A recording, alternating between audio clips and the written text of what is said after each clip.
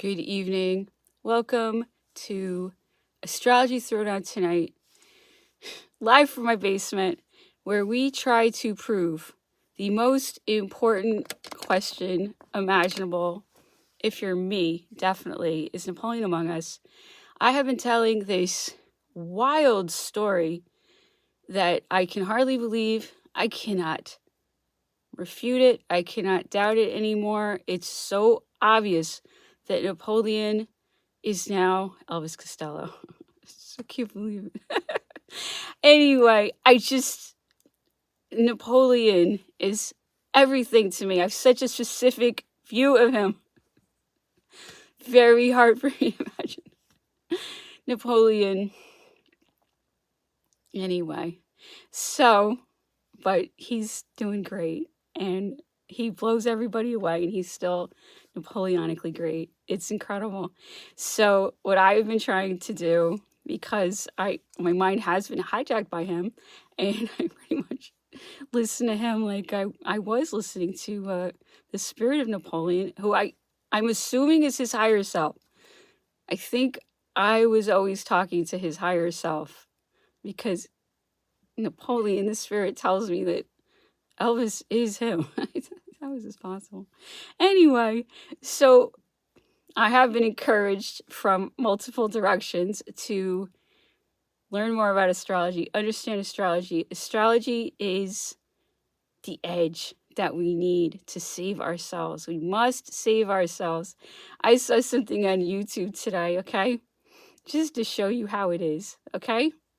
There was this big purple ad with this childish drawing with all these like cute cartoon figures enjoying tarot cards and enjoying all the excitement of the spirit realm. It was so incredibly like child friendly, okay?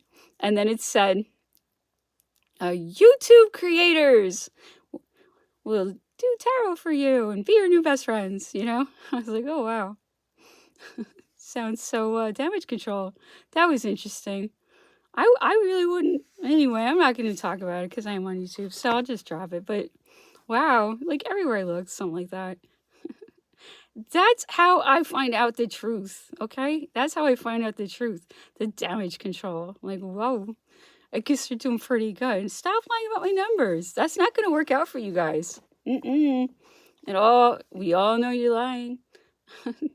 You guys can't fool us anymore. So, now what? Anyway, so today's the day where Mercury goes back into Gemini. It was in Gemini, went retrograde, went pretty well back into Taurus. So we got to think about values some more. Good, okay? And we thought about relationships, and we thought about not allowing a banker in England to decide who has relationships with whom. Wow, that's slave plantation life. Okay, we'll see. This banker decides whether I'm blacklisted or not. This banker decides whether I'm quarantined permanently as a perfectly healthy person. I judge my health next to his. Look at him. He doesn't look healthy. How is he making all the health decisions? Oh my goodness, don't get me started. All right, don't start me talking. There you go, beginning to Oliver's Army. Okay, don't start me talking. I could go on, and that is a great song, and it is a great message. And the more I do this, the more I realize that Elvis is so freedom and truth loving underneath it all. And hopefully we're all learning about him. I know I'm taking a crash course in him, who Napoleon became. I can't believe this. It's incredible. It's just like blowing me away constantly. So incredible. Anyway, we all need to support him. He knows what to do. I know he does. This is all destiny. This was meant to happen. It's going to happen. It can't be stopped. I do become more and more aligned with the spirit realm, and I do hear things more and more clearly. And I really think that there is fate. I know that's the big conversation for centuries. Is there fate or not? And I know people can fight about it forever, but every day I'm more sure there's fate.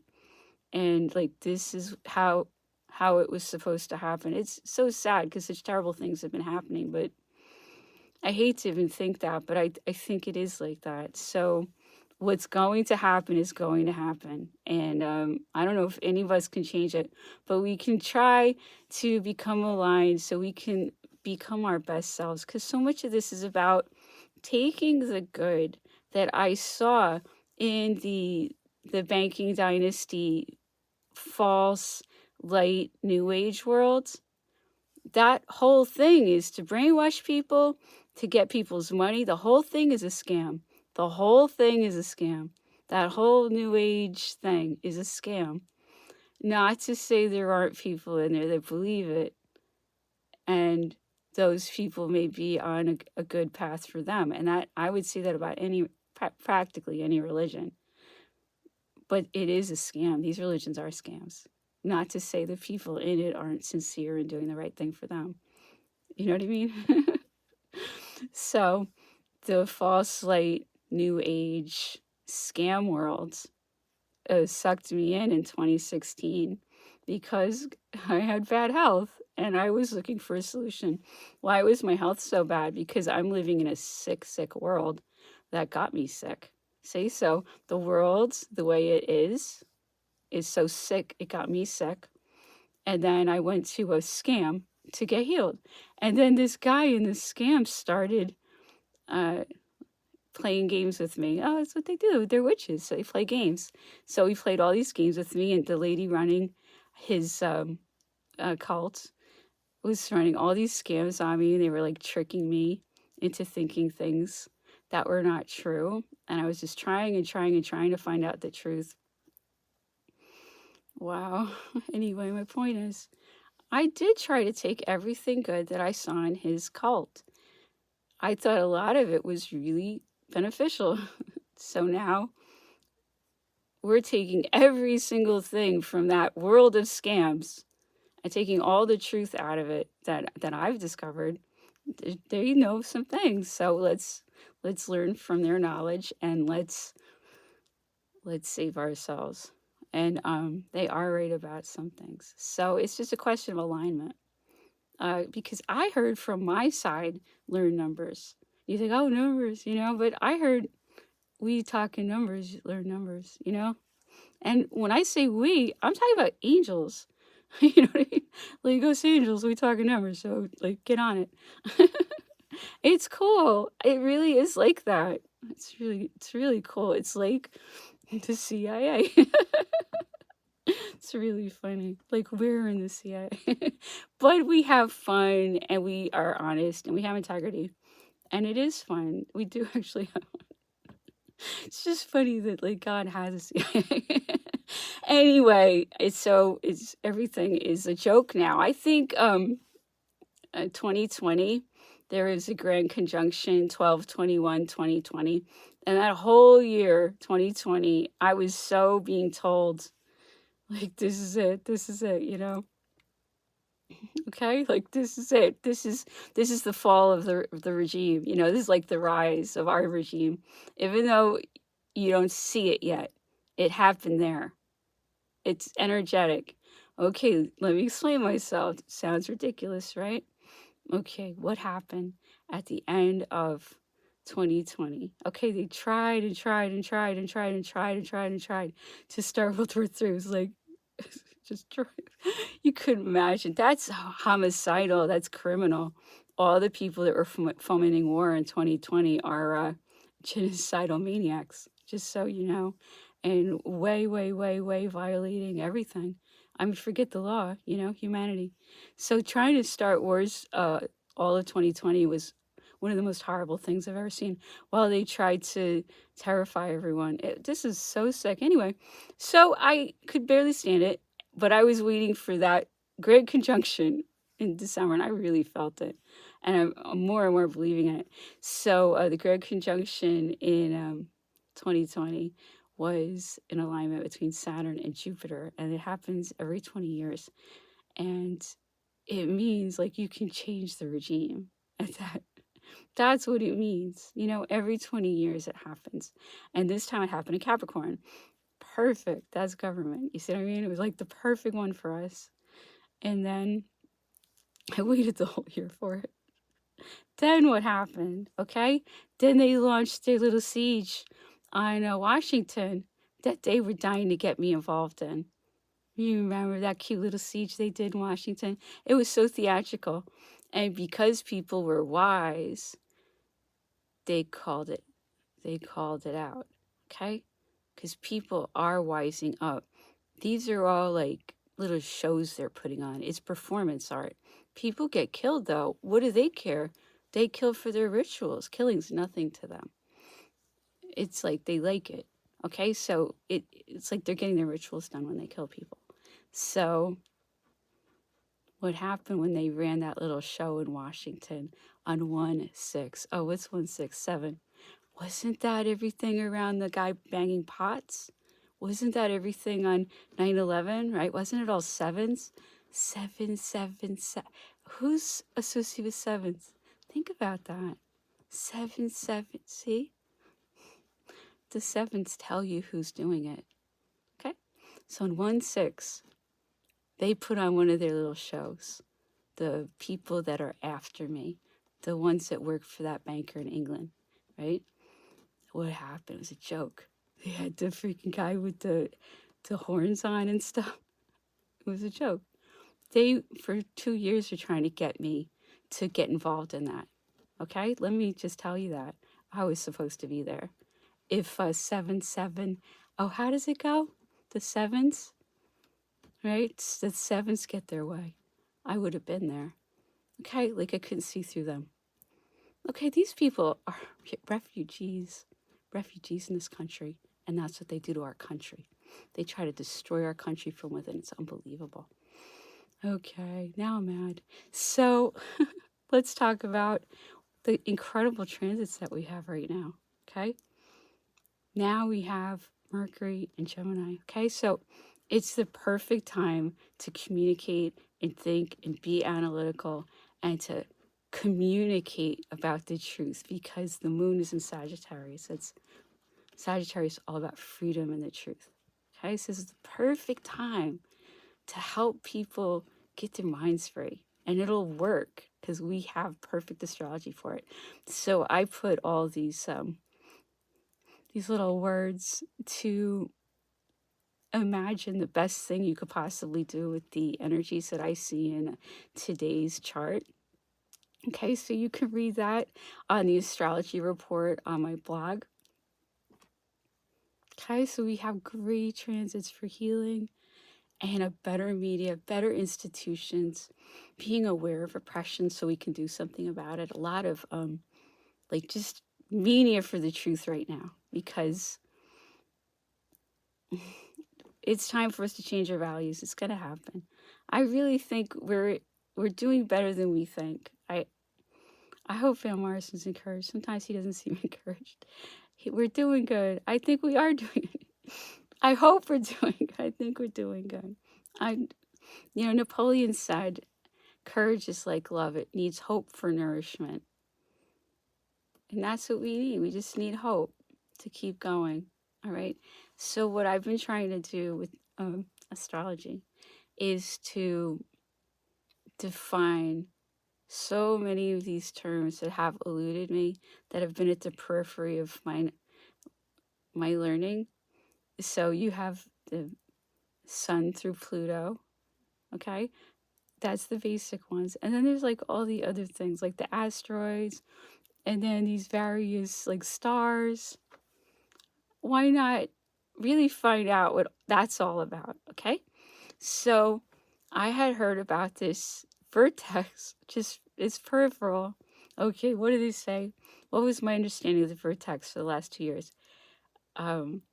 It's something to do with, it's an ascendant from like your real deep down self, and when there's a transit to it, like a Venus transit to it, you might meet someone. Okay, just the various things they say about this vertex. Okay, Okay, so I've been looking at my chart with Elvis's, and i- when I became telepathic with him, he told me to look at it, and it's incredible, and I really want to keep looking into it, and I'll learn a lot by doing it. It's going to be a really good experience because basically he told me he's my twin flame and he's Napoleon. Okay. Um, it, but people don't believe in reincarnation. They don't believe in twin flames. They don't believe in all kinds of things. We might be able to actually prove these things irrefutably. And I think we have, because even the synastry chart shows twin flames. It's really wild. This is what I'm showing you. The Mars and Venus are in the same place at the beginning of Capricorn. That implies kind of like a king and a queen in a dynasty, right? Mars and Venus at the beginning of Capricorn. I mean, it's the stories right there. And that's not everybody has that. It's ridiculous. Okay, so that's two people who are just like perfect at the same time, and it's like ridiculous. All right, that's just one thing, right? You would think it would be full of these things. And then I just showed you something, another twin flame thing that he has is Venus aligned with Neptune in Libra. That's very twin flame too. It's all over it. It's really emphasized. Anyway, so the vertex is something that I know about myself, but I can't know about him because I don't have his verified birth time, unfortunately. So I can only talk about my own because I do have a birth time. Okay? So I looked at our synastry, and it's on the astrology report on my blog. Okay? Let me go down there. Okay? And there's all this writing all over it. Okay? So it's a synastry chart. And it's amazing. Yeah, so he has a twin flame marker with the Neptune Venus alignment. That's yeah, that's just twin flames. And then there's a Uranus there. Okay, right there. That's interesting. See, it's shocking. It's really a shocking one. That's funny. Anyway, so my vertex is it's aligned with his Venus. Okay? So my Venus is aligned with his Mars. My vertex is aligned with his Venus. Okay, so what does that mean? What's the vertex? It's this other ascendant. It's like the real you with others. I really couldn't follow it. But you can read all what everybody's saying. And I can tell you, they all said it's like another ascendant. It represents something very core about you. And it relates to others. And it's very much about like bizarre attractions. Like this is why you'll find something attractive that nobody else would find attractive, but you find that thing so attractive. It makes you crazy. So that's the vertex. It's something so core to you. Anyway, my vertex is in Virgo. Again, Virgo. That's really funny. Right, because Elvis he's very Virgo. It's no denying it. He's very Pluto too, though. He's got a couple things going on, but he is very Virgo. I see it. Anyway, so my vertex is in Virgo, and it's aligned with his Venus. So we'll keep finding these things. My point about astrology is some people might say, "Oh, you're making it fit," but it's very repetitive. Like it keeps saying, "See, see, see, see." That's what we mean. Like they are trying to talk to you. I don't know how it works. It's bizarre. I like you said, I prove things, and yet I still don't believe it. I prove them I have to prove myself everything to myself constantly, or I won't believe it. I think these things are all very shocking. Okay, anyway, so now we're going to read a very short letter from Napoleon to Josephine. Okay, now he's emperor, and you can see how he is. You can see how he's changed. He does change. He, like everybody else, he does change. Anyway, so here's the letter. My love, I hope to learn soon that the waters have done you much good.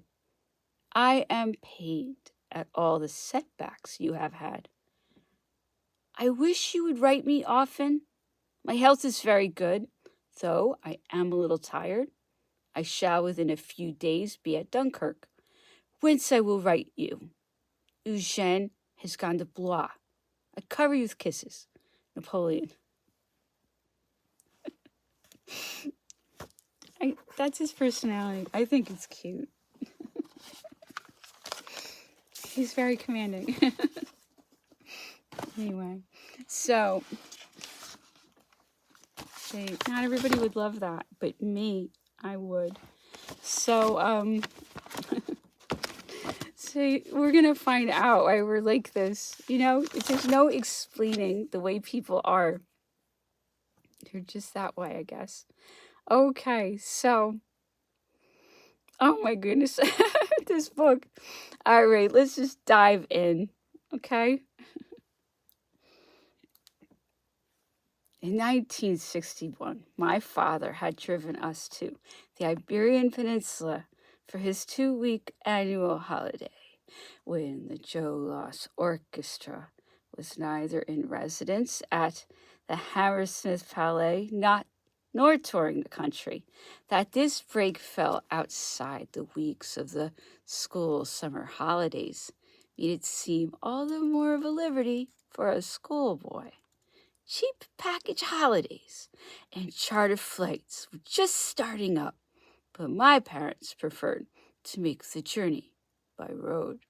We ferried to Boulogne-sur-Mer, from where Napoleon had once plotted his invasion of England. That was right there. Armed only with maps from the Automobile Association, we headed for the Spanish border.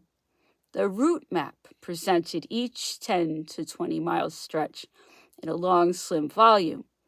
Nothing at all apparently existed on either side of the path. If a wrong turn was taken, the correct route might only be found again by unfolding the broad map of provincial France and cross-referencing all the time, rolling on in the wrong direction. We saw a lot of France this way. The aim was always to drive the Hillman Minx as far south as possible on the first day, in the belief that accommodations closer to Paris were too expensive. Car journeys with my parents are some of my fondest family memories. We were headed somewhere new or exciting together. We sat parked in the rain, drinking red soup from a thermos together.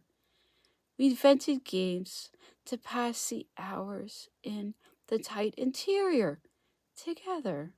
We would eventually spend the night in some sinister hotel approaching Limoges, a name that sounded like something your auntie might serve up for tea, or an ailment for which ointment was required.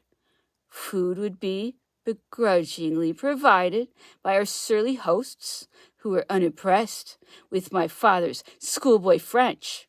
To a child, it was curious that meat and vegetables arrived on separate plates and that water came from a bottle. A cage elevator lurched ominously between floors on the way to my own dingy bedroom. Later, I would dream of lovers being walled up in such a room after seeing a television mystery play that proposed this fate. The morning couldn't come soon enough. The road now opened up to the southern light, the town, names having rhythm and beauty: Toulouse, Carcassonne, Narbonne, and Perpignan. Soon we were on a frightening mountain pass through the Pyrenees, and on an even narrower, more precarious ledge to the small Catalonian town that was our destination.